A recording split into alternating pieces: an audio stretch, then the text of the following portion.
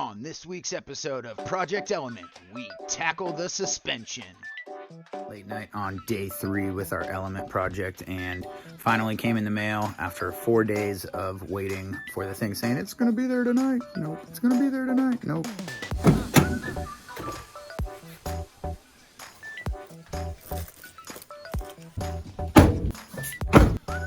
End links and rear sway bar bushings have arrived, as well as our engine case spark plugs. I think I'm gonna tackle the rear end and just get this done. Got my little heater over there. So we're actually gonna crawl under the car here. All right guys, super easy job. We're under the car. This is that thing right there. This right there. Easy as that. 2 bolts for that one.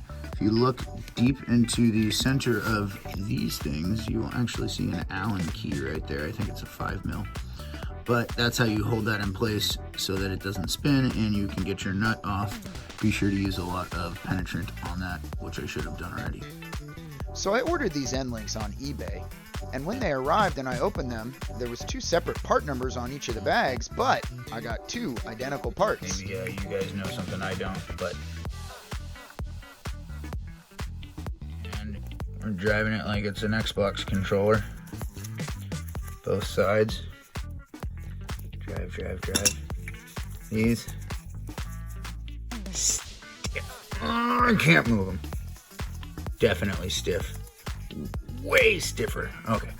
Anyways, definitely need to replace that. Entire sway bar actually comes down really easy. I've seen some videos where guys jack it up. It's actually super easy to just do it down here. You just got to be okay with laying on your back.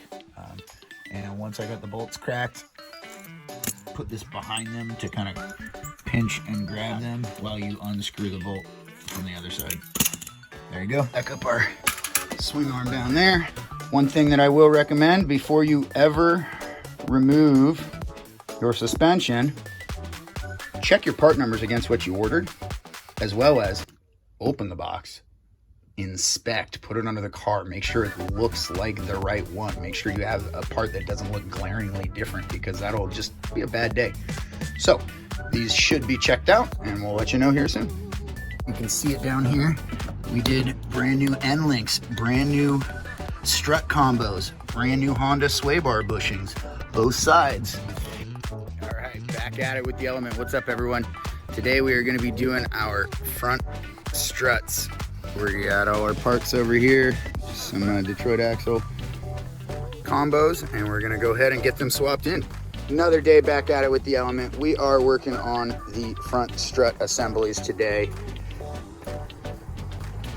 This whole thing has got 150,000 miles on it. Looks like an OE part. We're gonna go ahead and swap it out. This car needs it. So we're gonna do both sides today. Knock out the cotter pin right there. Pop out the tie rod end. This thing comes out, 2 bolts, pull off your ABS sensor, good to go. 3 bolts up top, and it's done. Should be no more than an hour, both sides. Let's get at it. All right, guys, do yourself a favor. Always put your parts right up next to each other. Check them for fitment.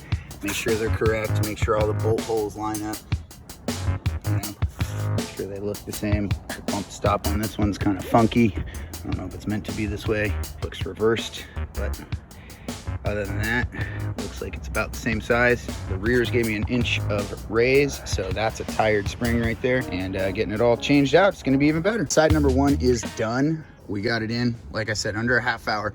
One thing I would like to point out is that when you hang this, you pull these bolts out and you let this hub assembly hang, you're resting right on the CV boot, and it's gonna try and pull out. The lower control arm can drop. Just like when you're doing your brake calipers, do yourself a favor. There's a little hole right up here. Get a couple zip ties, a rope, a ratchet strap, something. Go through here and pin this up so that it doesn't fall forward and mess up your CV axle.